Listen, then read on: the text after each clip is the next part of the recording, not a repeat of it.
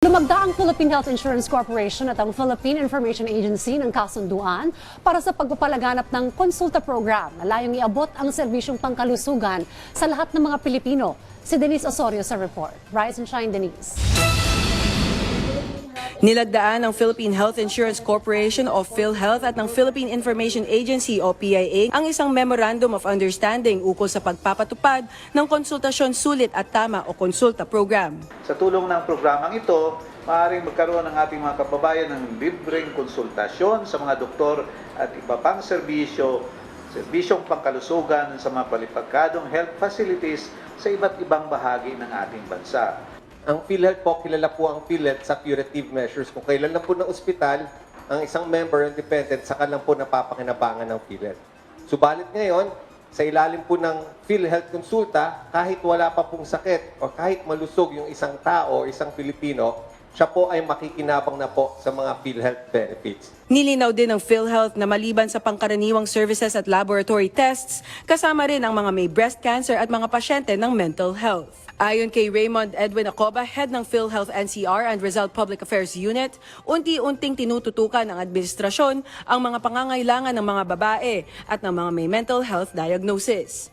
Inanyayahan din ni Acting Vice President Ray Balenya ng PhilHealth Corporate Affairs Group na huwag mag-alala o matakot na magpatingin para sa kahit na anong kondisyon o issue sa mental health sa mga accredited centers. When we launched the outpatient mental health package in October last year, the National Center for Mental Health was already on board since then. So natutuwa kami na yung National Center for Mental Health accredited na natin. As we speak now, pag merong mga kababayan tayo mag-a-avail nito, ay i-accommodate sila, asikasuhin po sila. We have one in Mariveles. So dalawa na po ang mga sumusuporta sa atin sa program na ito. Nananawagan din ng PhilHealth sa mga governor at mga mayor na paghandain ang kanilang mga health unit para sa outpatient mental health package. We are ready to pay 9,000 for the general package and 16,000 for the specialty health mental health package.